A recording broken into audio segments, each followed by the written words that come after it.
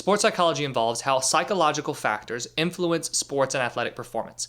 Now, sports psychology training is the actionable application of sports psychology principles to actively strengthen an athlete's mindset. So what I'm going to do is go over the benefits of sports psychology training, how sports psychology training works, and then how you as an athlete can get started with training your mindset through sports psychology training. Now, the reason an athlete will work with a sports psychology professional, whether they are, a sports psychologist, whether they are a mental performance coach, a mental game coach, is to strengthen their mental game. Because we know that the mental game is going to influence the physical game. For example, if you don't have a lot of confidence and you are experiencing a high level of performance anxiety going into a game, then you're not going to perform at your peak levels. Now, when you start working on your mental game, there are a few different benefits that you can experience, with one of them being increased confidence, right? The more confident you feel, the better you're going to perform. Another benefit is improved focus. Through sports psychology training, you're going to learn how to not only strengthen your focus, but also identify what are the different factors that can distract me during practices and can distract me during games, and then you'll work on strategies to manage those factors. Another benefit is reduced sports anxiety. Sports performance anxiety is honestly one of the main mental game challenges that I see when I'm working with an athlete with mental performance coaching, because it's very easy to grow anxious before a game. And it's also very easy to grow anxious during a game, where you worry about what's going to happen. Will I play well? I hope I play well today. Now, when you experience that level of anxiety, we know that your performances are going to drop because you're playing with more tension, and it can also lead to playing timidly, which leads us into another benefit of sports psychology training, which is reduced fear of failure. You're going to reduce that fear that you have going into games. Another benefit is stronger resilience. Resilience when it comes to sports, for the most part, what we're talking about is bouncing back from mistakes. This is going to be during games. Can you bounce back from mistakes quickly during games? Can you also bounce back from mistakes from one game to the next? A great example of this is a golfer that I've been working with right now, and I've really worked with her on being able to let go of mistakes, or, specifically for her, the mistakes are bad shots, so letting go of bad shots and moving on to the next shot as quickly as possible. Because not only do we want to move on from mistakes, but we also want to make sure that we are putting ourselves in the best position to, hit that next ball well, make that next shot, get into that next play, whatever the next is. But that's really the main idea of moving on from mistakes. Let's not let one mistake turn into many mistakes, because one mistake tears down our confidence. Another benefit of sports psychology training is increased motivation. So when you work with a sports psychologist or with a mental performance coach, and you're really identifying the psychological side of the game, and you're figuring out your mental game, one of the key things that you're going to work on is figuring out, okay, what motivates me? Where's my motivation coming from?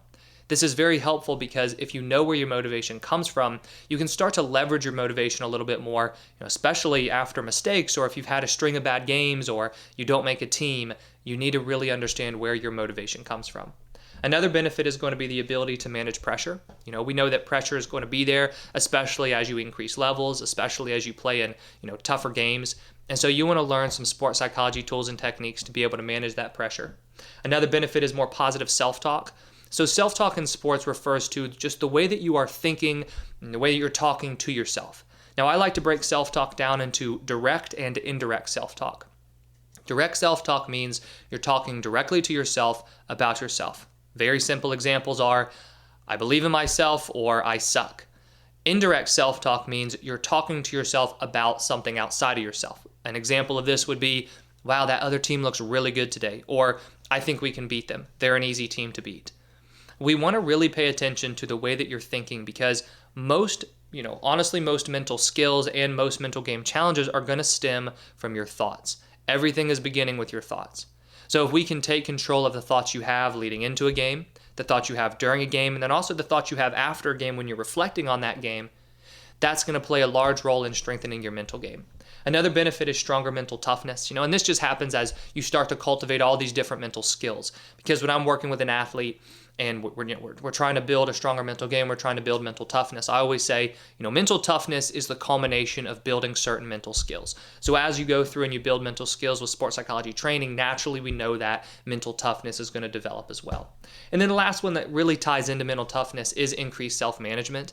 And this is just the ability to manage your thoughts, manage your emotions, and then manage your behaviors as a player. And that's really, in all honesty, ultimately the goal of sports psychology training and mental training is, can you develop more management and more control over yourself. So the next thing I want to talk about is how sports psychology training works. Specifically, just kind of how this whole process would work if you do begin working with a sports psychologist or you begin working with myself as a mental performance coach, and if you are interested in learning more about the mental performance coaching that I offer, I've put a link to that in the description below. But whenever you're working with sports psychology training, the process is going to, it's going to follow a very structured format, and it needs to because let's liken it to physical training. If you're going to work with a strength and conditioning coach and you know that you need to get faster or you need to build more powerful legs or more strength, there needs to be a system in place. Otherwise, you're just kind of training without a goal in mind or without a plan in place. So what you're going to do first is identify your strengths and challenges. And this is where, when I'm working with an athlete, I always begin with an assessment, and then we begin with a deep dive session to really get a good idea of, okay, right now, what are your strengths as a player in terms of your mental game? The reason I love starting with your strengths is because we want to build upon your strengths, especially if we're trying to use this to enhance your performance. And then we also want to identify your challenges, because your challenges are going to be the things that we're going to focus on to improve quickly so that they are no longer those things that are holding you back. An example of a strength might be, I have a strength of really, really good focus under pressure, but I have a challenge of I get very anxious going into games, and I start to think at the beginning of the game about what's going to happen, and sometimes I don't have the best start to games. So if I'm working with you in one-on-one mental performance coaching, after we've done that assessment and done the deep dive and everything, I'll put a plan in place. Now, this plan is going to be very similar to a plan that you would have with a strength and conditioning coach, where you would say, okay, these are the main skills that we're going to work on, and this is the plan as to how we're going to work on them. And then the third step is you're just going to apply the plan, right? So if you're doing mental performance coaching, we're going to apply the plan through our one-on-one sessions each week, and then also through action steps that you do during the week on your own. If you're working with a sports psychologist or another mental performance coach, they're probably going to have a pretty similar format where it's, we have these sessions each week. You need to have the action steps because you need to be training and practicing all these mental skills and applying these training techniques on your own as well.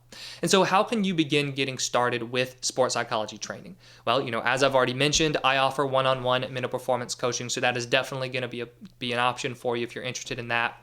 But there are other ways that you can get started with sports psychology training if you're not interested or if you're not ready to work one-on-one with a coach or with a sports psychologist. And so that's where putting a training plan together on your own is going to come into play.